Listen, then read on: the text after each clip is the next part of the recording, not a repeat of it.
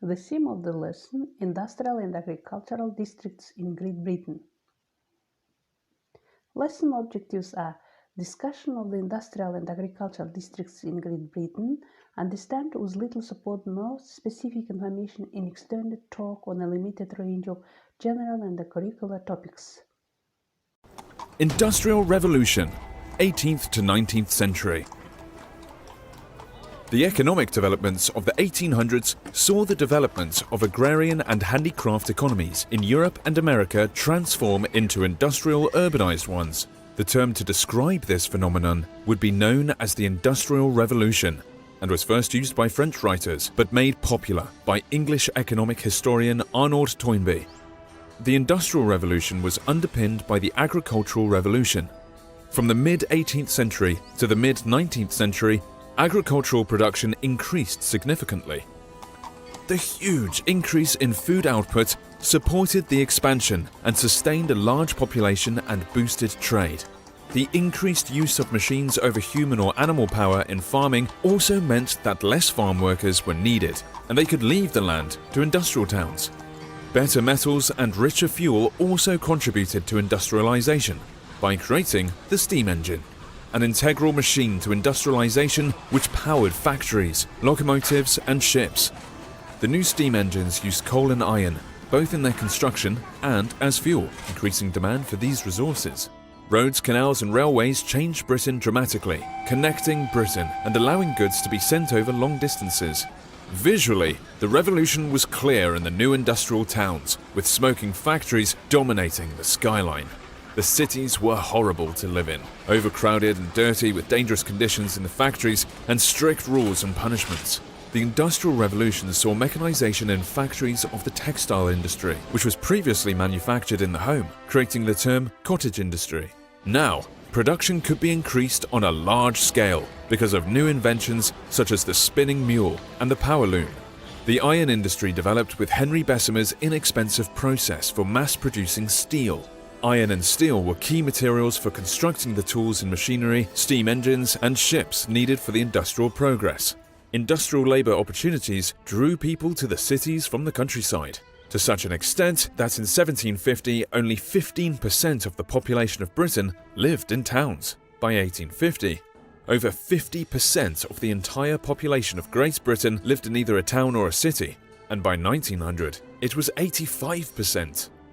London had 4.5 million people, Glasgow 760,000, Liverpool 685,000, and Manchester and Birmingham 500,000. Great Britain was the birthplace of the Industrial Revolution and was the only mature industrial economy for a long time. Historians have speculated that this was because, as an island, there was relative peace and stability for Britain compared to mainland Europe.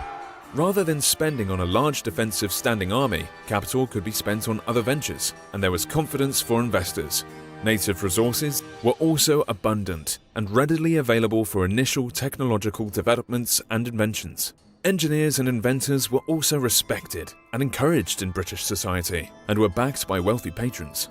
A powerful navy and an empire bringing in vast wealth from its colonies also contributed to the catalyst for industrialization before others. Nevertheless, Germany, France, Switzerland, Belgium and the United States soon emulated Britain's industrial change, and by 1900, Britain would no longer be at the top, with the United States as the world's leading industrial nation in the 20th century. Subscribe for more history videos.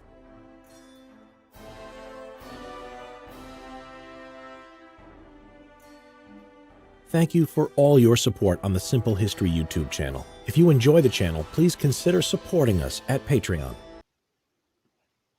New words: food, тағам өнімдері, electrical and electronic engineering, электр бұйымдары, clothing, киім шығару, furniture, жиһаз шығару, printing, баспахана, machine tools, машина бөлшектері, tubes, құбыр шығару, domestic metalware, үйге қажетті темір бұйымдар, rubber products, каучук резеңке өнімдері, electronic equipment, электр жабдықтары, petrochemicals, мұнай химикаты, dyestuffs, бояу өнімдері, pharmaceuticals, farmaceutika, cutlery, өткір зат өнімдері. England is a high developed industrial country. London is important for products of all kinds including food, instrument engineering, electrical and electronic engineering, clothing, furniture and printing. In Birmingham, various goods are produced: machine tools, tubes, domestic metalware, rubber products. Manchester is one of the main centers of electrical and heavy engineering and for the production of a wide range of goods including computers, electronic equipment, petrochemicals, dyestuffs, and pharmaceuticals. Sheffield is well known for its manufacture of high-quality steels, tools, and cutlery.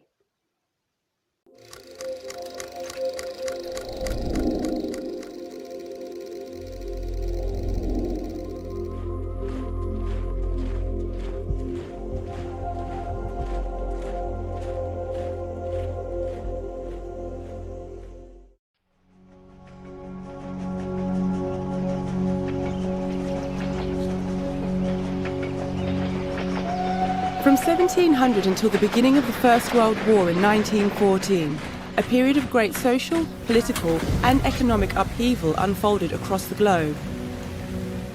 Every aspect of daily life was transformed in some way. The Industrial Revolution began in Britain during the early part of the 18th century.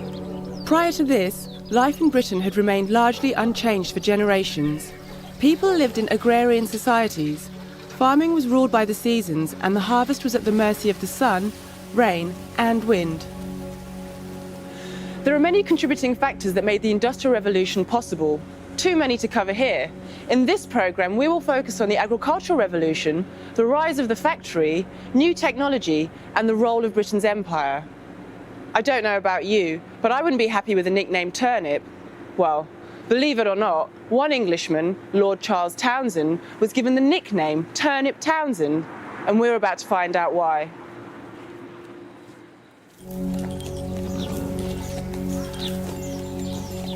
Prior to the Industrial Revolution, most people in Britain lived in open-field villages.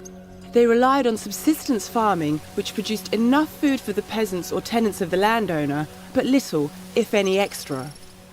Farmers used a system of rotating crops over 3 fields to grow food.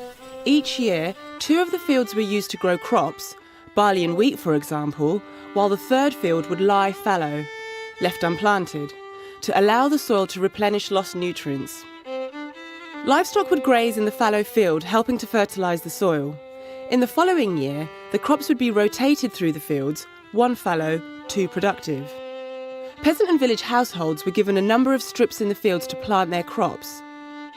From the 16th century onwards, landowners started turning open fields into enclosed paddocks that were assigned to a single farm. They wanted to bring their land under tighter control and make it more productive. This also meant the peasants were no longer able to strip farm and sometimes could not access water. Now unemployed, most of the peasants had 2 options: work as a hired labour on a farm or seek employment in town. Some of the larger landowners subdivided the land and then leased it back to the peasants. The way in which crops were sown was improved when, in 1700, Jethro Tull invented a horse-drawn seed drill that could plant 3 rows of seed at a time.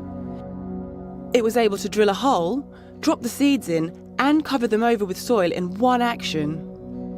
Prior to this, seeds would be thrown by hand into the ploughed furrows. Some seed would be eaten by birds, and some blew away with the wind. Jethro Tull's seed drill dramatically improved production by increasing crop yields 5-fold. In 1730, the Rotherham triangular plough, patented by Joseph Folliambi, had an iron blade rather than wood, and its design made it lighter and easier to use than earlier ploughs. It required only 2 horses rather than 4, and 1 ploughman.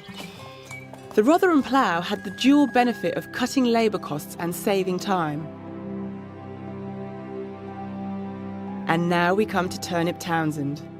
During the 1730s, Lord Turnip Townshend introduced the Dutch four-crop rotation system to Britain. The four-crop rotation system rotated wheat, turnips, barley and cloves, for example, through 4 fields. The turnips and cloves helped nourish the soil with nutrients which, in turn, would produce a better wheat and barley crop the following year. In winter months, turnips were fed to livestock. This meant that it was no longer necessary for farmers to slaughter their beasts before winter. Improvements in farming had a dramatic social and economic impact in Britain. It now took fewer people to produce more food. By the end of the 18th century, farming had been transformed from primarily satisfying basic food and clothing needs of the village community into a commercial opportunity to sell the increasing food surplus to emerging local and foreign markets.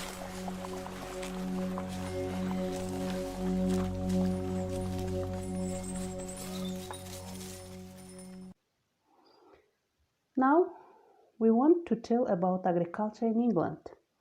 Wheat, the chief grain crop, is grown in the driest, sunnier countries of eastern and southern England. Wheat, biday.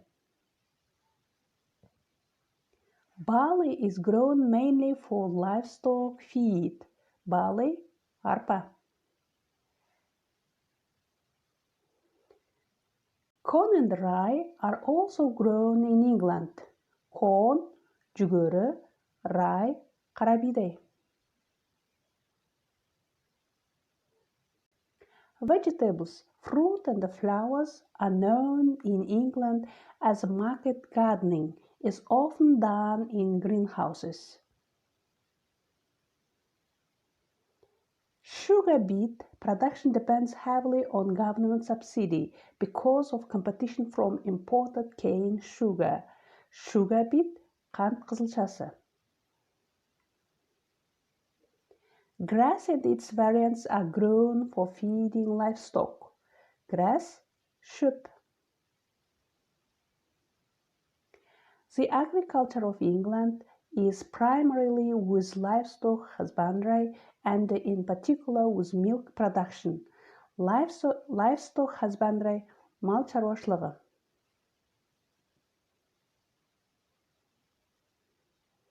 Now, task 1. Read the text. We must read this text and understand it. The title of the text is Industry and Agriculture of the United Kingdom.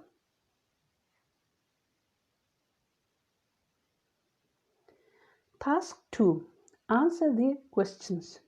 We must read the text, then we must answer these questions. First question is, say about various types of industries in Great Britain. Second question is, name the important industrial centers of Great Britain. What are they famous for? Third question, what are the most important crops? Fourth question, name the most types of livestock.